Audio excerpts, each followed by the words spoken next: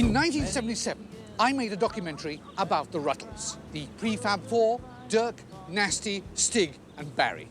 It made quite a splash.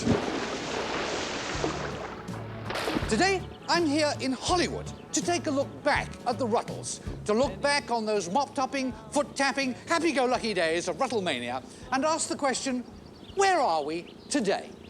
Well, obviously, I'm here in Hollywood, and you're at home or at a friend's or at Veronica's or wherever you're watching. But tonight, I want to pose the question, did the Rutles change the world?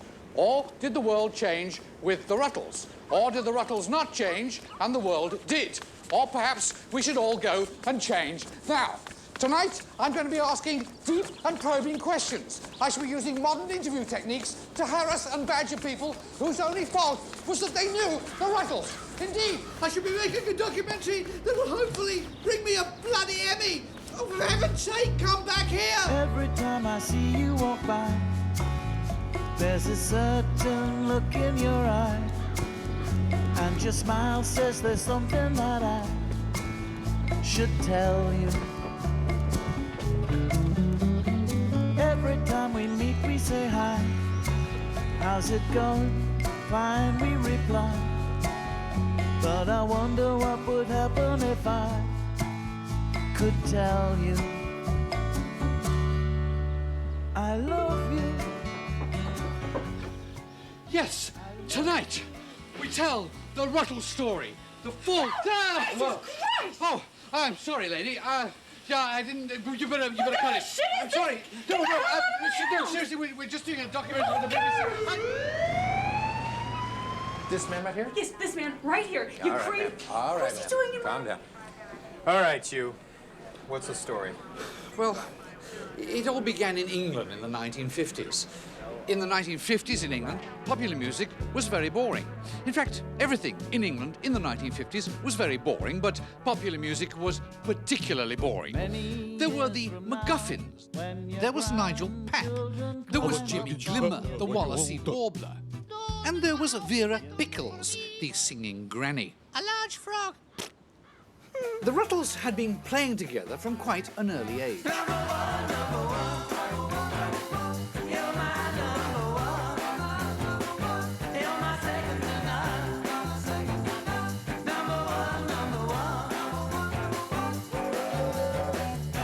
When they grew up, some people believe they changed the world.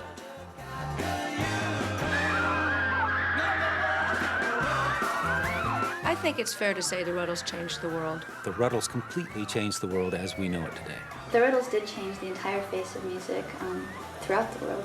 Well, the Rutles completely changed the world. I think the Rutles absolutely changed the world. Absolutely, the Rutles changed the world. The Rutles never changed their socks. I feel good, I feel good, I feel bad, I feel bad, I feel happy, I feel sad, I feel sad. Am I in love? I must be in love. Oh, I think the best thing was their asses. They're bums, as you call them in England. These are four young men in their prime wearing very tight trousers, and it created, I think, the best music before ABBA.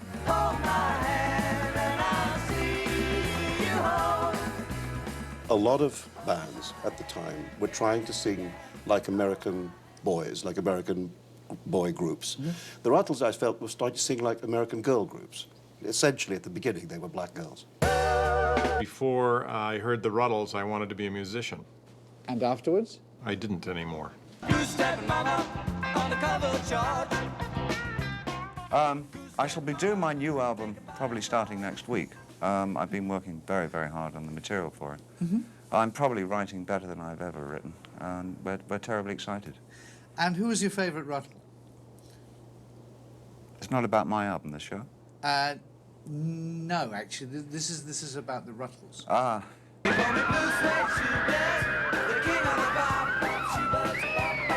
Well, there wasn't any real personal rivalry between the Rutles and the Stones, really. I mean, it was...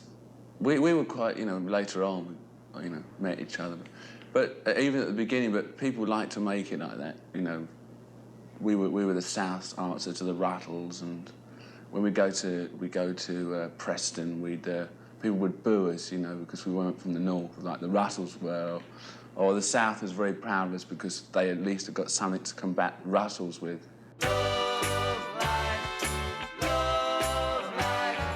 I mean, the Rutles took us through the latter part of the 60s. They literally took a generation by the hand and said, come, let's learn history. Let's learn let's take the tragical history tour. Let us walk down Shabby Road together. Let us join up in Sergeant Rudder's band. And I don't know where we would have been without them. 23 years ago today, well, not today, I mean, more like 23 years and a bit. Actually, sort of depends when you watch this. But anyway, about a quarter of a century ago, I came here to this very spot in front of the plaza in New York to make a documentary about the Rutles. I'm actually standing outside the actual hotel in which the Rutles actually stayed in 1964. Actually, in this room here. And it was actually inside this actual room 13 years before the 23 years before, so that's like 36 years ago, about 30 years ago. Today, not today, then, when it was 30 years ago, they stayed here in the plaza when they first took New York City by storm. Look out, they're coming, they're coming! Woo, it's Rutles Day! It's Rutles Day in Flushing, and this is Bill Murray the K coming to you out of the WC. And right now, nobody wants to know anything but when are the Rutles gonna be here? They've just flown in, they've landed, they're in! They're in! Rutles Day has arrived! They've arrived at Kennedy Airport!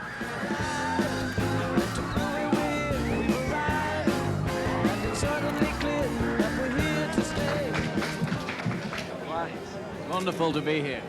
Did you have a good flight? Wonderful flight. Yeah, we had a very Arms are a bit tired. Why'd you wear tight trousers? Keep your legs warm. Can't hear you. Speak up. Oh. Shut up a minute. Shut up. The Rutles invented rudeness. Shut up! Well, I think, the Americans took a moment to get used to the Rutles because America's very polite on the whole. And so these kind of yobs coming off the plane and being rude to everyone, they took a moment to get the point of that. They're here! What can I say? I'm gonna put on my wig. Hold it!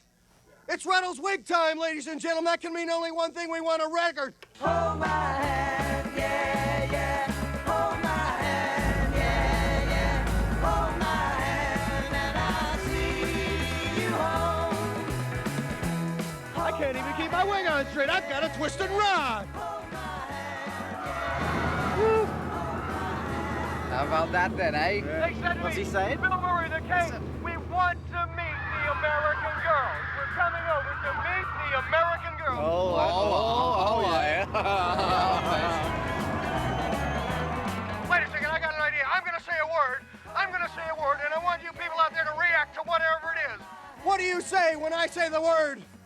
Dirk! Gotta go now, because I gotta sleep. Okay?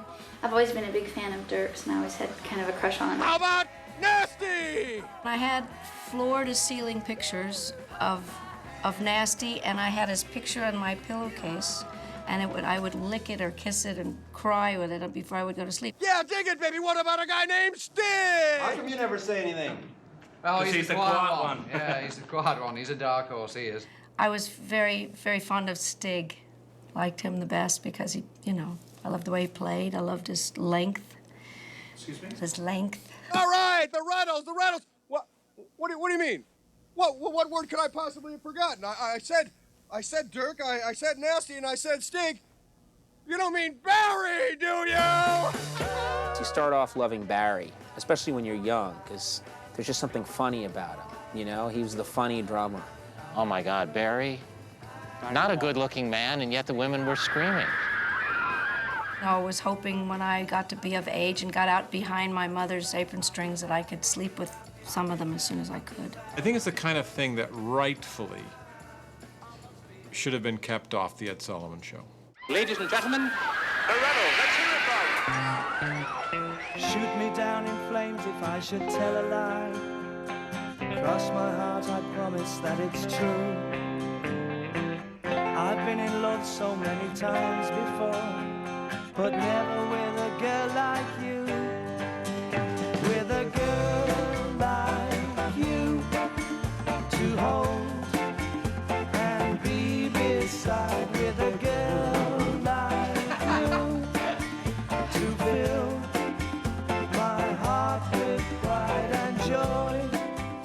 lot of us got to see them for the first time when they came over and played the Ed Sullivan Show.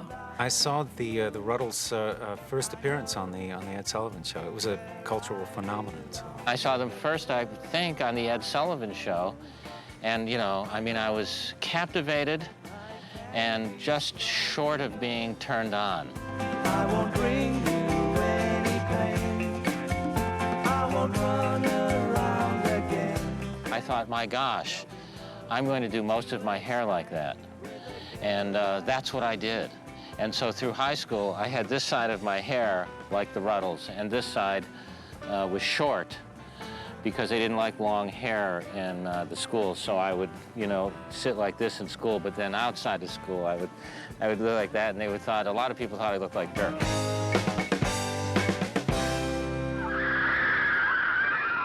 But how did the Rutles get to #1? Ron Nasty had been born in 1940 and raised by his uncle, a well-known Liverpool ventriloquist. Who's a pretty boy, then? He was a very sensitive boy whose only fault was violence. At the age of 6, he blew up his local school. It was a cry for help, really, when you look at it truthfully. I mean, it's quite common in young children, in boys particularly. It's sheer high spirits, you know. At 6? It's normal adolescent stuff. So how did he channel this aggression? Oh, he took up the banjo. The banjo is the perfect instrument for the antisocial. Steve, you play the banjo. Yes, I do. Would you play something for us? Oh, sure, I'd be happy to.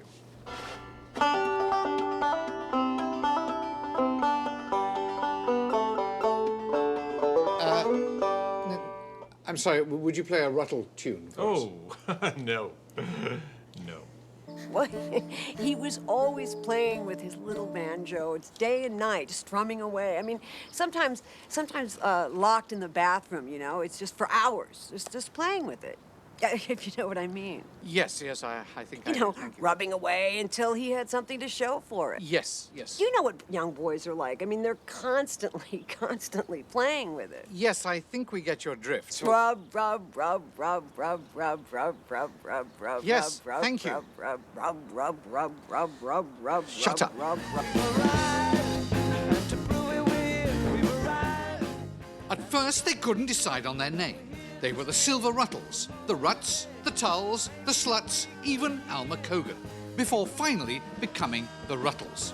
Ron Nasty, an ex-banjo player of no fixed ability, Dirk McQuickley, a left-footed guitarist, Stig O'Hara, a very thin man, and Barrington Womble, or as he was better known, Barry Wong. The Rutles were still very bad, and there was only one place they could play, and that was Hamburg. There was only one place they could play, and that was Hamburg. And that was Hamburg. And it was here in Hamburg that the Rutles would discover leather, amphetamines, and shagging.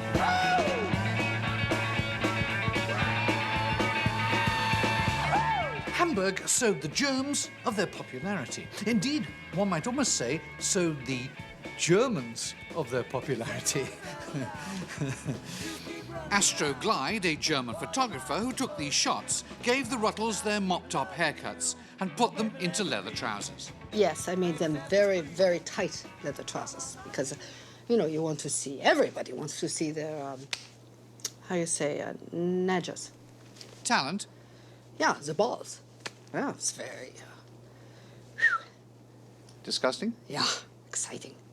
You know, I mean, I hate to, you know, blow my own, well, I wish I could, but I came up with the trousers, and they're very, very tight, and that was important because, you know, they had to wear something, but it's as if they weren't wearing anything.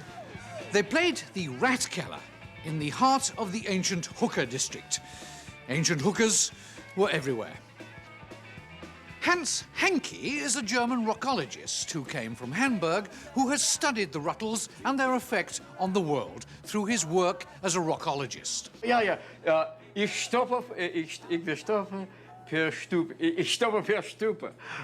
Stop, no, Stuka. No, nein, Stuka per Stupa. That was Hitler's original design for a plane called the Stupa, which was designed to drop large penises on the enemy. Screaming penises. The Stupa would fall from the sky, slapping penises. But they changed it to the Stuka because they are afraid. Because Hitler only had one ball and Göring had no balls. But that was... Hans, what about the Rutles? Oh, the Fräuleins were crazy for them, yelling at them, Ich liebe dich, which sounds like I want dick. But no, it means I love you. And they loved them more than just love, they wanted them. How can I keep loving you? Thank you very much indeed for agreeing to talk to us today. Oh, it's great to talk with you, and will the check clear? It'll be a small one from the BBC. Oh, BBC. Very clear. I remember listening to them as a child. The chicken has lips. We would hear your broadcasts, and the fox is in a nightgown. I repeat, the fox is in a nightgown. You crazy people. I wonder how you won the war with these strange riddles you're broadcasting. But yet the French blew up a train afterwards. I remember my uncle said the fox is in a nightgown and the train blew up. Yeah, I have bad memories. So, with their haircuts and the trousers, the Rutles returned home to the cavern. One day, a strange man with a pronounced limp hopped down the stairs into the cavern. He'd been asking a sailor for... well, never mind what he was asking for, because the rest is history. The man who hopped down the stairs became Leggy, their legendary manager. You remember the cavern? There was only that one doorway, so when somebody opened the door, the light came in. I saw this kind of dark apparition, strange apparition. Leggy was a strange man. Even in profile, he was strange. Leggy would, at the beginning, would walk around saying, the Rutles are going to be bigger than Elvis, and he'd be laughed at, of course. He was laughed at a lot because of the way he walked anyway, so he walked into these meetings at a disadvantage. And when he said, my band, the Rutles, is going to be bigger than Elvis, they laughed all them more heartily. But he was right, of course.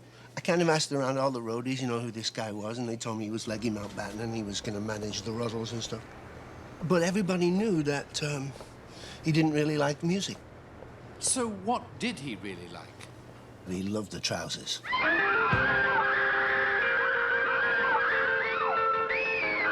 They call me blue suede shoebirds, the king of the bop, bop shoebirds, bop, bop shoebirds. I was amazed that they could sing in trousers so tight. Can't stop, bop shoebirds, bop, bop shoebirds. They did sing high. When I get that beat, my music is complete. Bop shoebirds. It was the trousers.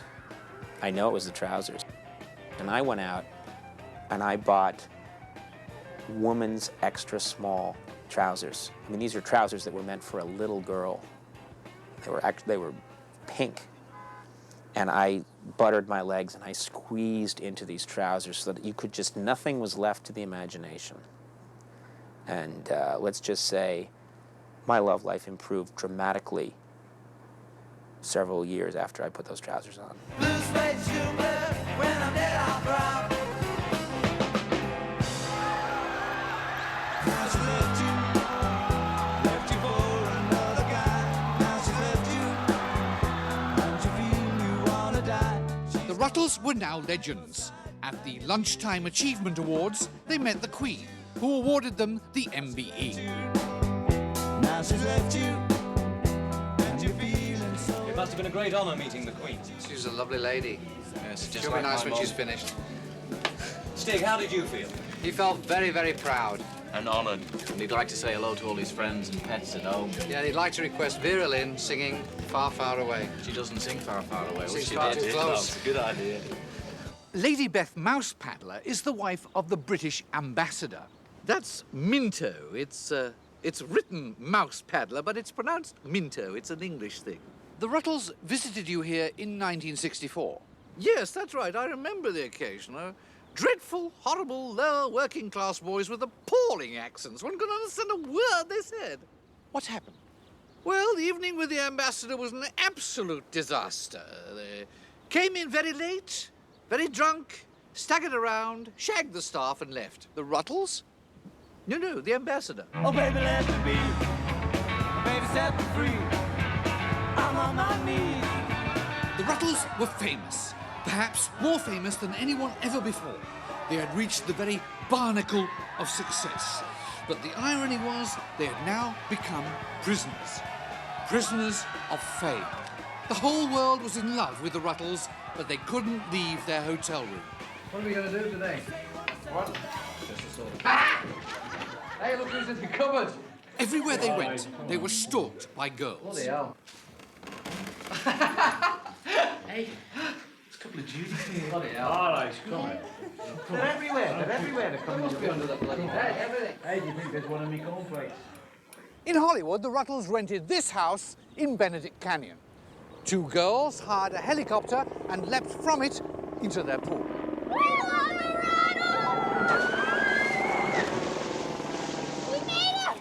So, what was it about the Rutles that made them so successful? Was it the women? Or was it the trousers? Maybe it was their sense of humor. Or was it their hairstyles? Perhaps it was the Cold War. Maybe it was the Kennedys. What are you Maybe doing? I'm doing a documentary on the Rutles. I'm doing a documentary on the Rutles. Get your own idea. This is my idea. Well, get your own crew. This is my crew. So it was here where the Rutles first began. What was it about the Rutles that made them so... Maybe it was their trousers, or perhaps it was... What was it about the Rutles that... This is my... Trousers! Property of the beach. Trousers! You shit! Get out, you Jackie swine! What was it about the Rutles that made them so... Well, maybe it was their sense of humor, or perhaps it was their... What was it about the Rutles that made them so successful? Maybe it was their trousers! Can you believe this guy? Or their hairstyles! Maybe it was... What was it about the Rutles that made them so successful? Maybe it was... Massive. The shagging was the fuel. I think a lot of it was the shagging. The Rutles is not all about shagging. It's not all about that. It's largely about that. The word rock and roll itself, after all, essentially means shagging. And so, of course, the Rutles were all about shagging. That's what is this music about? Isn't all music kind of about that? I mean, didn't Bach essentially want to get it done, so to speak? Didn't, you know, Der Bingle there making all those records in the 30s? Artie Shaw, I think it was all about what's happening after the show, you know? Carl Perkins and Elvis in the 50s, I think it's always been about let's dance and then let's dance, if you know what I mean. And I'm sure that when it did the Rutles, there was no doubt about it that you were ready to have sex after you listened to some of their records. I mean, I even knew that when I was 10. There had always been girls, hundreds of them, but some were more permanent than others. Nasty had been married early, about 7:30, maybe 7:45, and his Liverpool girlfriend Corinthia was pregnant at the time. But Nasty was constantly on tour. It was no recipe for a happy marriage. Somehow, Corinthia was always left behind. They prove to be no better than the devil, you know. Barry was the next to be married to his childhood sweetheart, Brenda Lyola. The wedding arrangements were so secret that even Barry didn't show up. When they were married, she was at St. Bede's Church, Wigan, while Barry was on stage at the Scunthorpe Coliseum. Easy listening. I'm in that easy listening mode. Easy listening. Why don't we do it in the middle of the road, Kiko? Why don't we do it in the middle of the road? Well, obviously because it's uncomfortable. You'll hurt your knees, and she'll get her bottom scraped, and then again it's cold. It's very difficult to maintain an erection, well, anywhere really, out in public. Actually, even in the bedroom, it's kind of hard. Well, the point is that there's just too much traffic. There isn't any room to do it in the middle of the road. Take off your shoes, sit back, relax, boo. Tell me what more can an old rock-a-do? Easy listening. Easy listening. Madonna's house. And we came here to ask Madonna the influences of the Rutles on her music, and what she thinks about the Rutles, and whether she loves and adores the Rutles. But sadly, she sold the house and moved to London. We flew to Paris to ask Celine Dion what she thinks about Ruttle music, but she lives in Miami. So we flew to Puerto Rico to ask Jennifer Lopez about the influence of the Rutles on her music, but sadly, she's in New York. I'm in New York, and it's tremendously exciting because I've actually bumped into Jennifer Lopez here on the street. Jennifer, apparently you live here. Is that right, you live here? That's true, that's correct. Well, this is so cool for me. I mean, I've been trying to get hold of you to ask you about the Rutles. Oh, I love the Rutles. I love the Rutles. No way! Yes, they're so cool. Because I think they must be a big influence on your music. Oh, definitely. They're one of the biggest influences. That is so exciting. I'm just so thrilled. Thank you so much for agreeing to give us the time today. Oh, you're welcome, anytime. So, from New York and Jennifer Lopez, back to somewhere else. Golly. Oh, look, there's Madonna. Hold my hand, yeah, yeah. Hold my hand, yeah, yeah. Hold my hand, and I'll see you home. The Rutles were always innovators, perhaps never more so than when they released the Triangular album. When this triangular record came out, you couldn't get enough of them. First of all, because because most records were round, and here, man, this was triangular. And then when you put it on your record player, and instead of this round thing just going around and around in a circle, you had this spinning triangle. I mean, we didn't even turn the volume up on the record player. We just looked at it spinning around. It was so great that it's never been. No one's even tried it since. You can't even touch it. No one else has put out a triangular record because the Rutles did it. Period. They didn't do it first. They did it. Period. Yeah, that was really unusual when you went out and bought the album. You know, everybody was waiting in queues and went to rush to buy the album. And then when you pulled it out, it was triangular shaped. Everybody's like, wow, like, cool. But how did the Triangular album come about? Kevin Wongle was a record designer in London. You know, to actually get into a photo session with Ron and Stig and those guys, I mean, just floored me. I'm not gay or anything, but, you know, to be around these guys, I was totally starstruck. But anyway, just give you a little idea. This is one of the mock-ups of the album, some ideas I had for the shot. And as you can see, this was actually taken out of a toilet bowl, like looking up, and they're all looking down at the toilet bowl. This one was actually on the market for, I believe it was 3 months. And it was selling well, but a lot of returns. Because again, people were missing some of the songs. You know, it played part of the song, and then the needle would fall off and it'd come back up again. Sorry, it's upside down. This jacket sleeve and with the album in there became dangerous.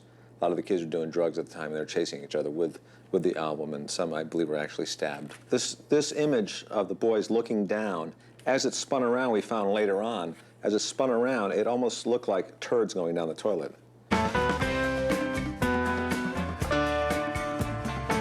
The silver screen beckoned. The Rutles came here to Hollywood.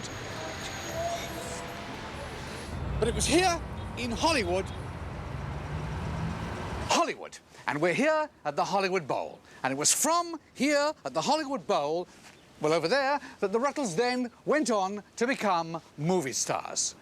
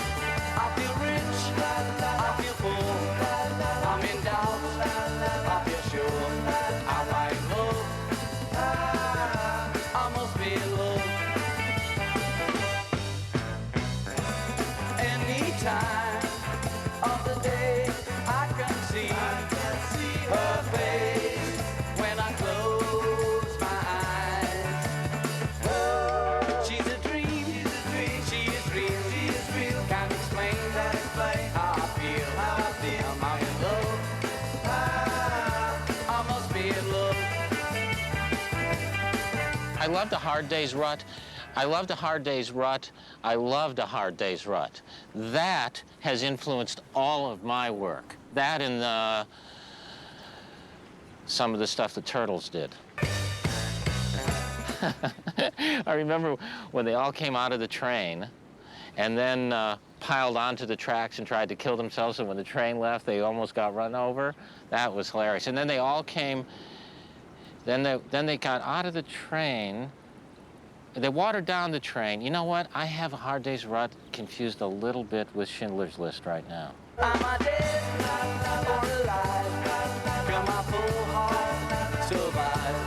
Am I in love? I must be in love. I must be in love. I must be in love. I must be in love. Hard Day's Rut was, you know, it was not like an advertisement in a way. It was just existed or propaganda. It was there to celebrate these four characters. The music's, you know, what it is, it'll always be legendary, and those guys will, but Hard Day's Rut was just like, you know, being with them on a personal level. That was wonderful. I thought it was very, very funny. It was neat to see their, you know, their personalities really shining through. If anyone doesn't like A Hard Day's Rut, they should be beaten. Oh, Jesus. I would pay money not to go and see a hard. Wild horses couldn't drag me in to see that. I hated it. I hated it. Just how good were Ruttle films? Well, we flew all the way to New York to talk with legendary film director Mike Nichols about the Ruttle films. Mike, hello. Hello. Oh, you don't mind if I call you Mike? No, no. Great, thanks. Thanks, by the way, for agreeing to talk to us about Ruttle films. Glad to do it. Mike is one of the greatest film directors of all time in the entire world. Thank you. And one of my personal favorites. Thank you. I love your movies. I've seen all of them. I'm very glad. If I can start, if I may, with A Hard Day's Rut. Yes, the black and white one. Mike, you directed The Godfather, which was always one of my favorite films, and I was wondering if... Are you kidding? No, I really liked it. I thought it was great. Oh, fuck this. What? Ouch, you're breaking my heart. Ouch, I'm falling apart. Ouch, ow, ow, ouch. When we first met, I must admit, I fell for you right from the start. Now when we meet, all kinds of things, it seems upset the apple cart. I love Ouch. It's hilarious. The funniest part to me in Ouch is when Dirk steps on the sticker, the little tiny thorn in his bare feet, and he yells, "Ouch!" Ouch, don't desert me. Ouch, please don't hurt me. Ouch, ow, ow, ouch. I heard a few bars of ouch from somebody's car as they were passing by. They had it on the radio. I just heard like 3 phrases. And I heard ouch, ouch, ouch, ouch as it was going by. And I immediately went out and found that record, and I just started listening to that record alone. And I listened to that record for 17 weeks. Ouch, don't desert me. Ouch, please don't hurt me. Ouch, ow, ow, ouch. Ouch, don't desert me. Ouch, please don't hurt me. Ouch, ow, ow, ouch. Ooh. I thought their movies were fucking endless. The only one of the Ruttles films not to achieve success was the Tragical History Tour. In many ways, it was a disaster. Tell me what you think about this low-fat diet shampoo. Do you think it's crunchy, half crunchy, or not crunchy at all? Put a tick in the appropriate box. There's nothing to it. Yes, no, don't know. I don't care. I'm only a questioner. Dirk will always say, "It was the best, it was wonderful, and it all comes together." No, no, I'm sorry, Dirk, it's a mess. It's just a big mess. It was a mess.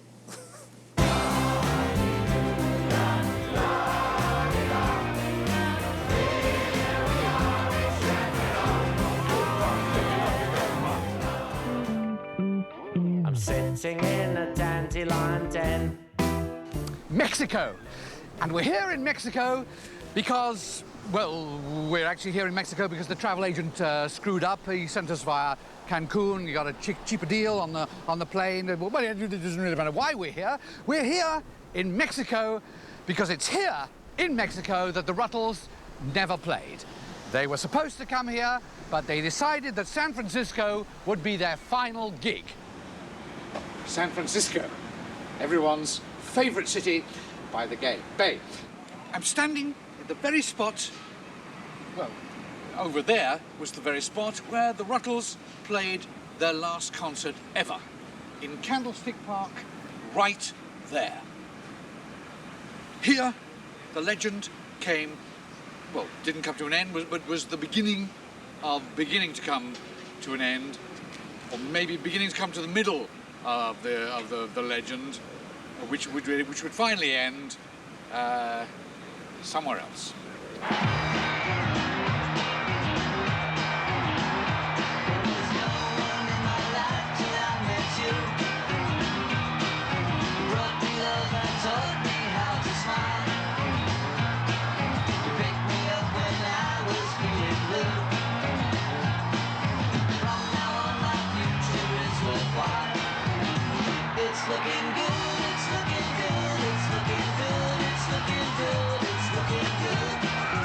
The Rutles' last live appearance ever was actually out where I was in San Francisco at Candlestick Park, I think.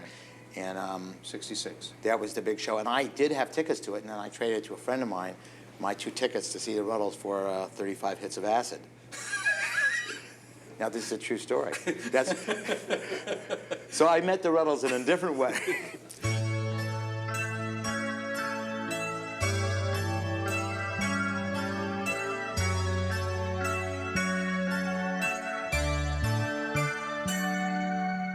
The Rutles had finished touring, and now they threw themselves into the recording studio.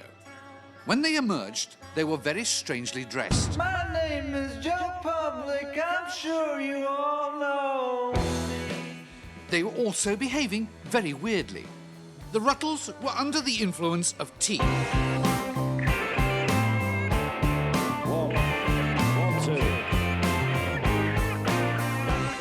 The resulting album was the classic Sergeant Rutter. On this very day, somewhere in another universe. I mean, you thought the world had changed when Sergeant Rutter come out, you know? I mean, I had Leggy sent me an advance copy of the tape, and I had the Turtles. You remember the Turtles? They were at my apartment, and I sat them down and I said, I've got this tape for you to hear, and I put Sergeant Rutter on my tape recorder. Well, you've never heard of the Turtles since. Here we are, once again, on another one-night stand. As soon as I heard Sergeant Rutter, we all ran for the door. I had my trousers under my arm. I was out the window.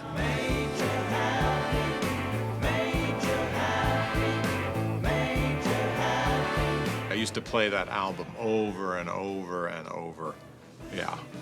And did you like it? Oh, I used it to fall asleep and help myself fall asleep. And it was great because you get into maybe 1 or 2 songs some nights. You can be completely wide awake and thinking, I am never going to fall asleep. And I would put on Sergeant Rutter, and immediately I was out.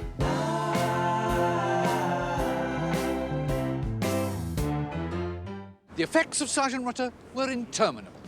Some people even believed there were messages hidden in the lyrics. The Rutles always deny that they intended to have any message on their records, but I mean, we've all done this when we were, kids. We all play back Sergeant Rutter and play back Dark Side of the Sun at the same time while you're watching The Wizard of Oz and while you're slightly high. And it's amazing how it all syncs up, and it's an episode of Bonanza. Everybody used it. Sergeant Rutter led to the summer of lunch. The summer of lunch when there was all that free food going around. Yeah, I got diseases. That was when I was really eating everything. As the Rutles say, all you need is lunch.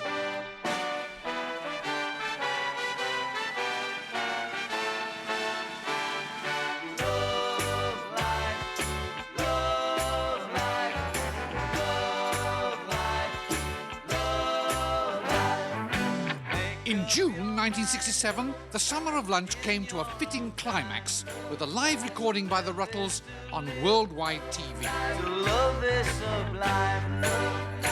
Where there's a will, there's a way. Love is the meaning of life. Life is the meaning of love. Love life. The Love Life sessions were, you knew something was really happening. I mean, it was the first, I think, the first round the world thing, you know, where everybody around the world could hear the Rutles singing Love Life and be a part of it. But I was actually really a part of it because we were all at the Shabby Road together, you know, you know Studio 2 there, where you walk down that thing? Well, that wasn't the studio. It was actually Studio 1, where the big orchestra goes in. I was sitting right in front of Nasty. Mick was there. Keith was there. I mean, all the lads were there.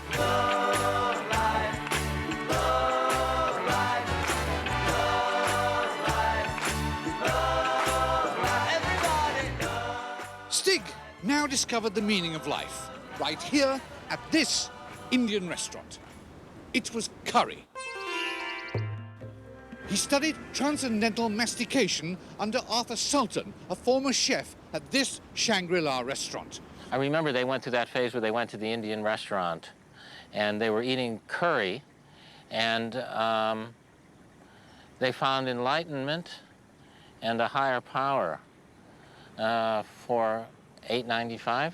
Did you ever get the feeling that the truth is less revealing than a downright lie? Stig now invited the others to join Arthur Sultan for a weekend of curry in Bognor. When it came to curry, they were anxious not to miss the boat. In Shangri-La.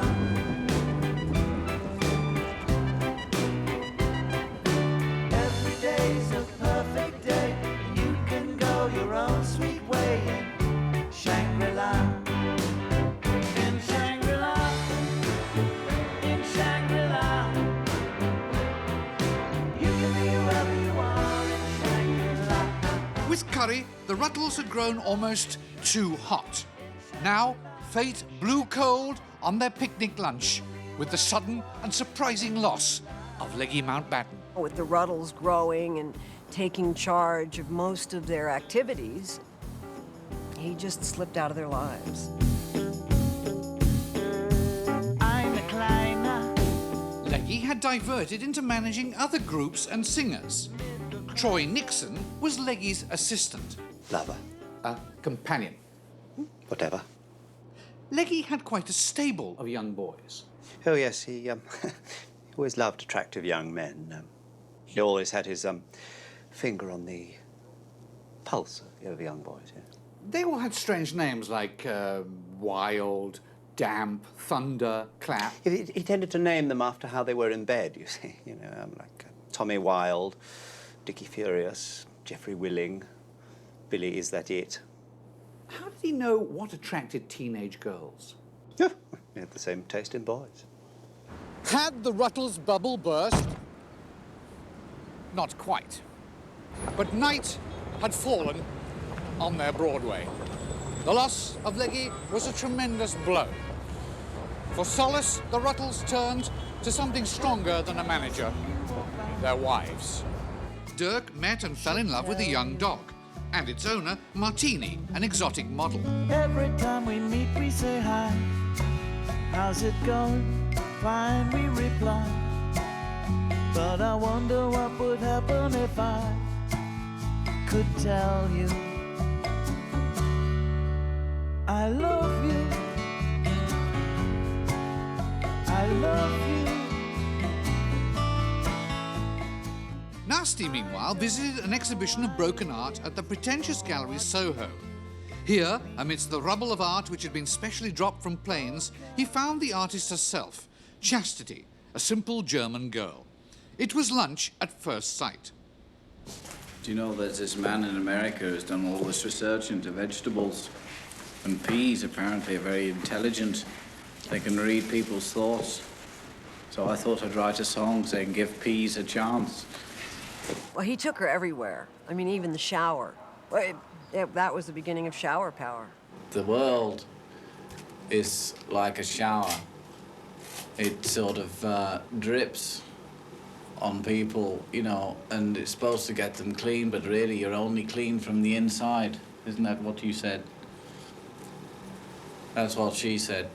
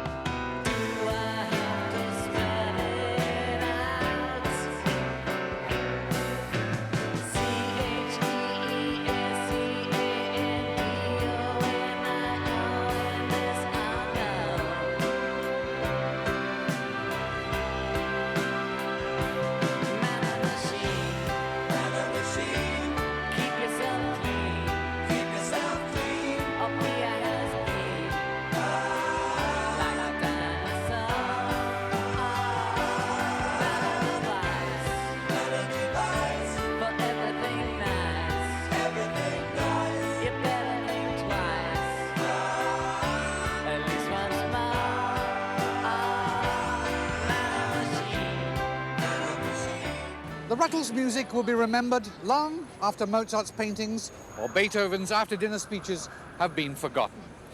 But what was it that drove the Rutles apart? Well, was it their trousers, or maybe it was their sense of humor? Maybe it was the Cold War, or maybe it was the cold weather. Give me that. What are you doing? This is mine. No, this is mine. I'm making this darn documentary. This is my documentary. Now you tell me. Get off. I don't know Stop who it you now. are. Who are you? Know who I am? Well, you should know who I am. Will you get away? For heaven's sake. Get off me. Get off me. Hurt me. Rat. You stupid rat. For God's sake. This hurting you so soon. What was it that drove the Rutles apart? I don't know. It's a lot of things. I mean, I guess women, really. Women are a great divisive force in the Rutles, I think. In a lot of bands. Not in ours, of course, but in the Rutles, it was a big problem, I think. How can you be a rock and roll singer if you're married? It's not possible. No, you have to have rock or roll, you know. You can't have both of them if you're married. As they broke up, they passed on to us the one great truism that I think all humanity can understand, that in the end, the lunch you make is equal to the lunch you take. And if you can abide by that, my friend, then you will never, ever say ouch. The breakup of the Rutles is chronicled in their final film, Let It Rot. It's like watching a marriage fall apart. Only one moment enlivens the misery, when the Rutles play live together in public for the very last time on a London rooftop. Working up a fever in a one-horse town was a jockey by the name of Joe. He didn't have a lot of what you might call luck, but he had a lot of get up and go. Get up and go, get up and go, get up and go back home. Get up and go, get up and go, get up and go back home. Get up and go, get up and go, get up and go back home. That's crap. Let It Rot was so bad, the Rutles were arrested. Let's go, man. Hey, let's go on. The end for the Rutles came quite suddenly and unexpectedly. The Rutles had made a tremendous impact. The breakup was the nicest part of their entire career. I thought, you know, there was a sigh of relief throughout the business that maybe we could get back to inanity and the driving drumming that is the essential key sign of rock and roll, instead of all that complicated bullshit and bringing in orchestrators and video and all that nastiness, you know. I thought, well, they've broken up. Good idea. As a matter of fact, it was the best idea they had. That kind of populist music is won't last. It can't last. Too many people know it. Everybody can sing it, everybody knows every word of every song. How can that possibly last? It's an ephemeral kind of flotsam and jetsam. It's a nothing, it's small. It doesn't matter. It's insignificant. It's of no consequence. Of course it'll fucking last. I will not do what the Rutles did. I will not break up. Where would the world be without the Rutles? Where would it be without Dirk and Nasty and Stig and Barry and all their shenanigans and all their whoop-de-doo and all their normal stuff? And here we are, we're all lads from Liverpool. Where would we be without that? Where would we be? Could you think of any great communist rock bands? No, I don't think so. There was nothing called the Village People's Republic, you know. There was no bands with 2 million gay Chinese. Here was a shining example of what it could be like. You could like go make music and make fun of everybody and get away with it. You know, it was great. Really, the crowning glory, I guess, to their career is this piece of marketing extravagance. What am I getting for this? Well, actually, they did say that you'd be getting, you know, you would waive a fee. Right? I would waive a fee? Yes. Really? They told you that? That's what the office said, that you'd be waiving the fee. Wrap. I think you should just tell us. I can't do any more now. I've got to go. Oh. Could we just wrap it up? And honestly, it's not you. It's the whole crew. It's just too much. They're trampling over what's left of my. Honestly, they've killed my dog. I've got to finish up, and out you go. This is fantastic. Say hello to all the people in England. Honestly, I've just. I gotta go. You know, I've got other things. I've got 2 other interviews to do. One question. Bye-bye. Bye-bye. Bye-bye. 23 years ago today, right here in front of the Plaza, New York, was where this documentary all began. Why? Here was. Why are you doing this to me? I'll tell you why. 23 years ago, here, actually, here, 23 years ago, and here, and over here twice, you met my mother. Big Wendy? Dad! I don't believe it! I don't believe it! Many years from now, when your grandchildren climb up on your knee, you may be quite astonished to see how many channels they can change on TV.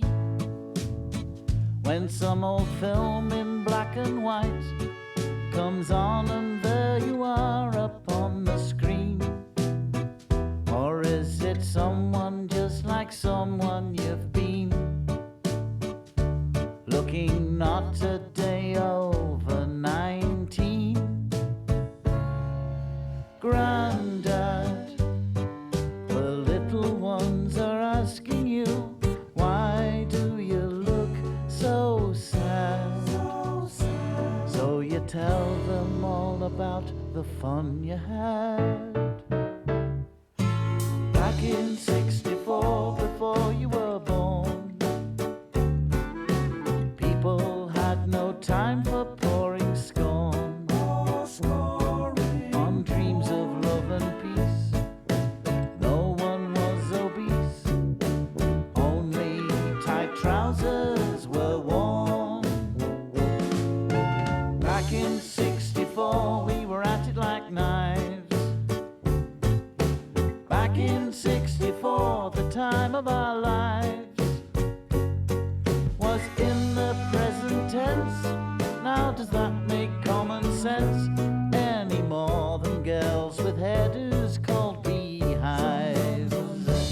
You may wistfully recall how Benjamin Disraeli said that life is too short to be small. Or maybe like some old-time song, overall it's long, so long, it's all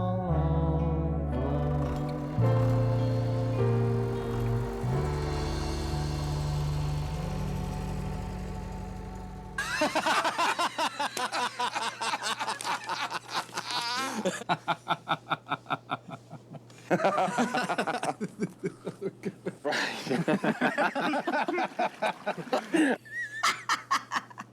And what accent am I doing now?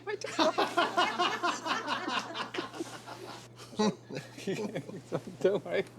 Start the thought.